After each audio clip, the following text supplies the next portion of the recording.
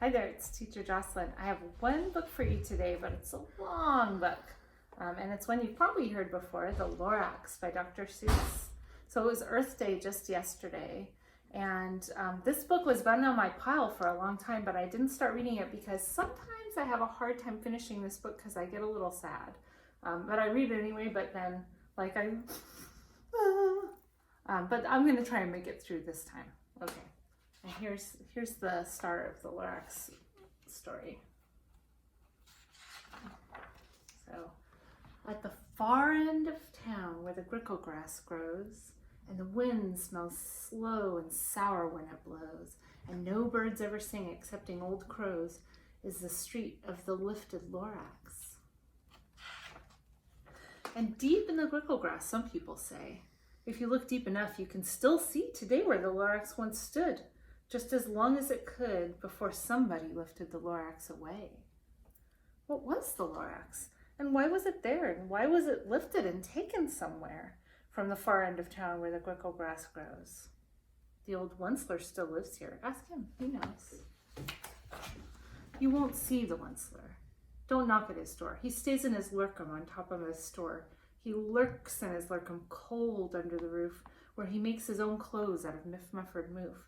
And on special dank midnights in August, he peeks out of the shutters, and sometimes he speaks and tells how the Lorax was lifted away. He'll tell you, perhaps, if you're willing to pay. On the end of a rope, he lets down a tin pail, and you have to toss in 15 cents and a nail and the shell of a great-great-great-grandfather snail. And then he pulls up the pail, makes a most careful count to see that you've paid him the proper amount. And he hides what you paid him away in his snub, his secret strange hole in his grovulous glove. And then he grunts, I'll call you by whisper-my-phone, for the secrets I tell are for your ears alone. Slop, down slops the whisper-my-phone to your ear, and the old Onceler's whispers are not very clear, since they have to come down through a snurgly hose. And he sounds as if he had smallish bees up his nose. Now I'll tell you, he says with his teeth sounding gray, how the Lorax got lifted and taken away. It all started way back, such a long, long time back. Way back in the days when the grass was still green and the pond was still wet and the clouds were still clean and the song of the swami swans rang out in space. One morning I came to this glorious place, and I first saw the trees, the truffula trees, the bright-colored tufts of the truffula trees, mile after mile in the fresh morning breeze. And under the trees I saw brown barbaloots frisking about in their barbaloot suits as they played in the shade and ate truffula fruits. From the ripulous pond came the comfortable sound of the humming fish humming while splashing around. But those trees, those truffula trees, all my life I'd been searching for trees such as these. The touch of their tufts was much softer than silk, and they had the sweet smell of fresh butterfly milk. I felt a great leaping of joy in my heart. I knew just what I'd do. I unloaded my cart. In no time at all, I built a small shop, and then I chopped down a truffula tree with one chop. And with great skillful skill and with great speedy speed, I took the soft tuft and I knitted a thneed. And the instant I'd finished, I heard a gazump. I looked. I saw something pop out of the stump of the tree I'd chopped down. It was sort of a man. Describe him? That's hard. I don't know if I can. He was shortish and oldish and brownish and mossy, and he spoke with a voice that was sharpish and bossy. Mister, he said with a sawdusty sneeze, I am the Lorax. I speak for the trees. I speak for the trees have no tongues. And I'm asking you, sir, at the top of my lungs, he was very upset as he shuddered and puffed, what's that thing you've made out of my truffula tuft? Oh, look, Lorax, I said, there's no cause for alarm. I just chopped one tree. I'm doing no harm. I'm being quite useful. This thing is a thneed. A thneed's a fine something that all people need. It's a shirt, it's a sock, it's a glove, it's a hat, but it has other uses. Oh yes, far beyond that. You can use it for carpets, for pillows, for sheets, or curtains, or covers for bicycle seats. The Lorax said, "Sir, you're crazy with greed. There's no one on earth that would buy that full thneed." But the very next minute, I proved he was wrong. For just at that minute, a chap came along and he thought that the thneed I had knitted was great, and he happily bought it for $3.98. I laughed at the Lorax. "You poor stupid guy. You never can tell what some people will buy." Ooh. "I repeat," cried the Lorax, "I speak for the trees." "I'm busy," I told him. "Shut up, if you please." Ooh. You know, stupid and shut up are both words not allowed at my house, except if we're reading this book. Instead, I rushed across the room, and in no time at all, I built a radio phone. I put in a quick call. I called all my brothers and uncles and aunts. I called and I said, "Listen here, here's a wonderful chance for the whole Onceler family to get mighty rich. Get over here fast, take the road to North Nitch, turn left at Weehawken, sharp right at South Stitch." And in no time at all, in that factory I built, the whole Onceler family was working full tilt. We were all knitting thneeds, just as busy as bees, to the sound of the chopping of truffula trees. And then, oh baby, oh, how my business did grow. Now chopping one tree at a time was too slow.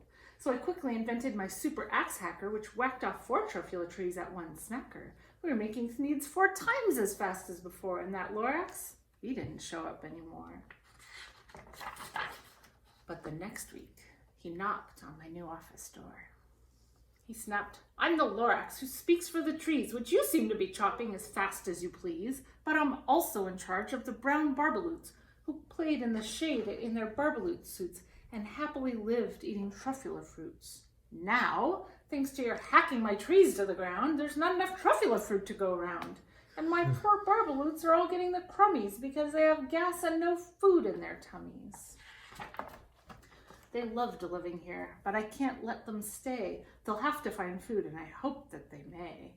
Good luck, boys," he cried, and he sent them away.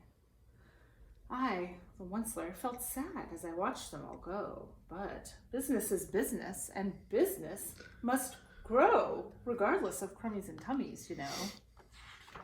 Well, some people think so, don't they?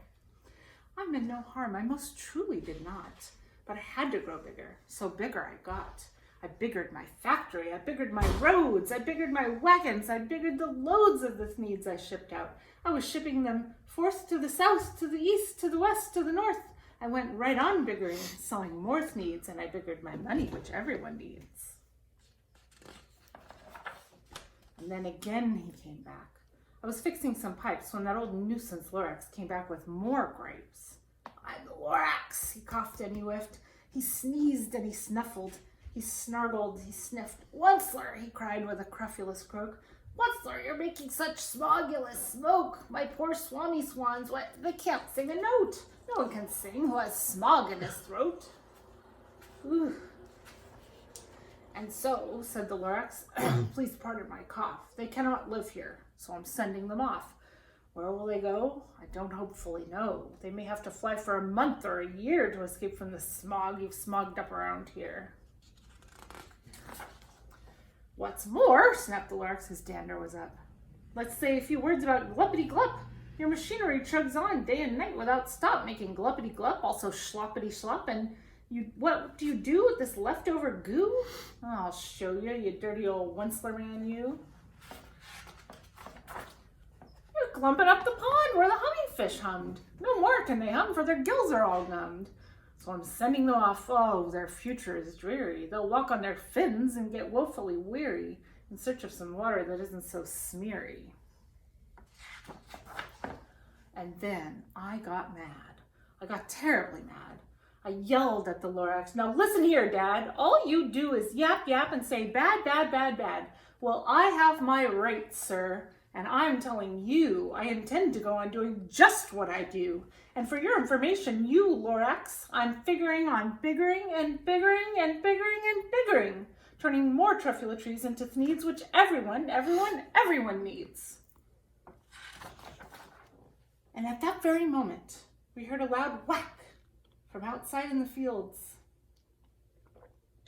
Came a sickening smack of an axe on a tree. And then we heard the tree fall, the very last truffula tree of them all. That's what happens when I listen to my own book. No more trees, no more Sneeds, no more work to be done. So in no time, my uncles and aunts, everyone, all waved me goodbye.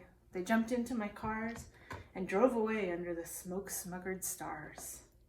Now all that was left neath this bad-smelling sky was my big empty factory, the Lorax, and I. The Lorax said nothing, just gave me a glance, just gave me a very sad, backward glance as he lifted himself by the seat of his pants, and I'll never forget the grim look on his face when he hoisted himself and took leave of this place through a hole in the smog without leaving a trace.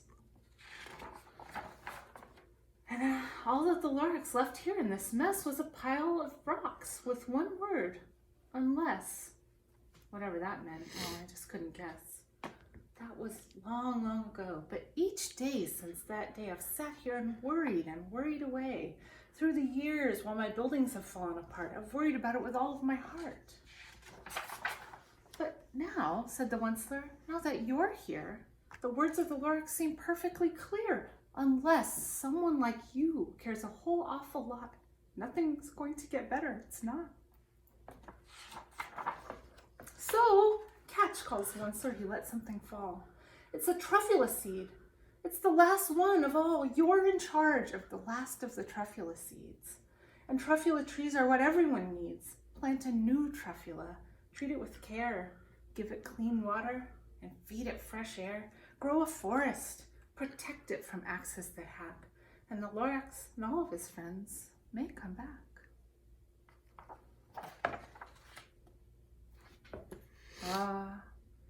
Well, talk with your grown-ups more about the Lorax. It's practically a true story, except for all the imaginary creatures. But the rest of it's completely true.